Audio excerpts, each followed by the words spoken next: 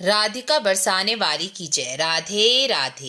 कार्तिक मास महात्म्य अध्याय 6 और 7 में नारद जी के द्वारा अहोई अष्टमी के व्रत का महत्व और नारद जी के द्वारा अहोई अष्टमी की कथा बताई गई है। कार्तिक मास में नारद जी संतान की वृद्धि उन्नति कराने वाला, पुत्र संतान की प्राप्ति और संतान को सुख देने वाला व्रत कहते हैं। खास तौर पर जिनके पुत्र नहीं हैं वह इस व्रत को पुत्र की कामना करते हुए पूरी श्रद्धा और विश्वास के साथ रखें तो उन्हें पुत्र की प्राप्ति अवश्य ही होती है। यह मेरा स्वयं का और मेरे द्वारा बताए गए बहुत से लोगों का अनुभव है। नारद जी के द्वारा बताया गया यह व्रत पुत्र या संतान के सुख के लिए किए जाने वाला व्रत है। इस व्रत में प्रातःकाल स्नान करके कार्तिक मास स्नान के जैसे ही पूजा अर्चना करते हैं। अहोई माता की पूजा शाम को यानी प्रदोष काल में की जाती है।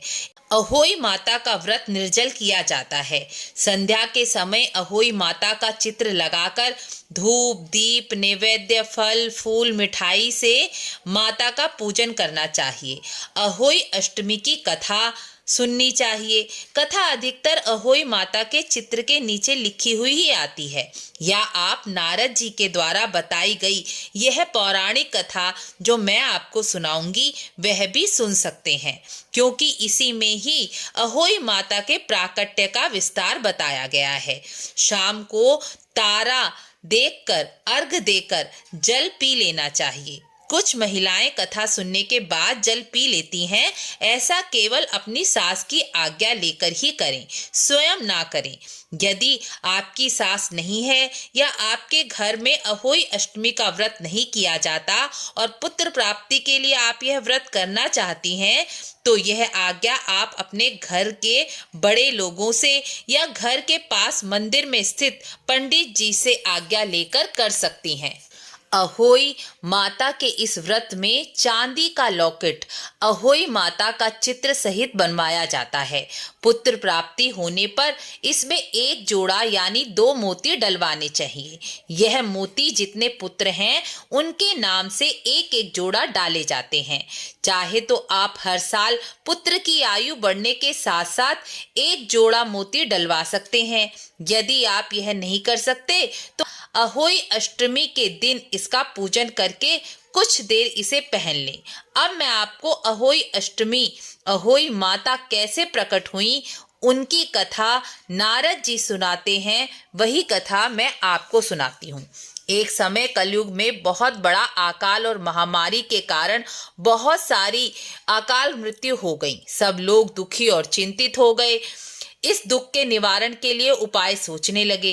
अंत में सभी ने कार्तिक कृष्ण सप्तमी को व्रत करके माँ जगदम्बा को प्रसन्न करने का निश्चय किया, क्योंकि माँ जगदम्बा ही पृथ्वी की रक्षा करती हैं। पृथ्वी पर आई महामारी और क्लेशों को दूर करने वाली माँ जगदम्बा ही है। व्रत करके सब लोग सायंकाल पूजन करने लगे। तभी वहां माँ चामुंडा मुंड हाथ में लिए प्रकट हो गई और बोली, मैं और भगवान रुद्र तुम सभी पृथ्वीवासियों का दुख दूर करने के लिए आ गए हैं, लेकिन पृथ्वी पर पाप बहुत अधिक मात्रा में छाया हुआ है। ब्राह्मण वेदहीन, क्षत्रिय सामर्थहीन, वैश्य और शूद्र धर्महीन हो गए हैं। स्त्रियों का पतिव्रत धर्म में विश्वास नहीं रह गया है। इसलिए तुम सब लोग अहोई अष्टमी का व्रत करो। कार्तिक अष्टमी के दिन बाल वृद्ध और रोगी को छोड़कर सभी लोग मेरा व्रत करें।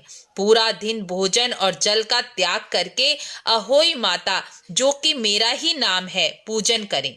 पकवान बनाकर भोग लगाएं। तभी एक धोबिन बोली, माता हम नीच जाति के मनुष्य कैसे आपका पूजन करें। तब माता बोली, तुम मेरी भक्त हो इसीलिए मेरी संतान हो। जो मेरा पूजन करके मेरी संतान को पूजेगा उसकी पूजा सफल हो जाएगी, अन्यथा मेरी पूजा के बाद भी मेरी पूजा असफल ही रहेगी। मेरी पूजा के बाद कुम्हारिन और मालिन की पूजा करके उन्हें प्रसाद दिया जाएगा, तभी पूजा संपूर्ण मानी जाएगी। इस प्रकार नारद जी कहते हैं कि देवी के कहे अनुसार सभी ने व्रत और पूजन किया और सभी के दुख दूर हो गए, संसार फिर से सुखी हो गया। इसी प्रकार अहोई माता का व्रत संतान सुख के लिए तो किया ही जाता है, बल्कि कठिन समस्याओं को दूर करने के लिए भी अहोई माता का पूजन किया जाता है। आपको यह वीडियो अच्छी लगी हो तो लाइक शेयर अवश्य करें। राधे राधे।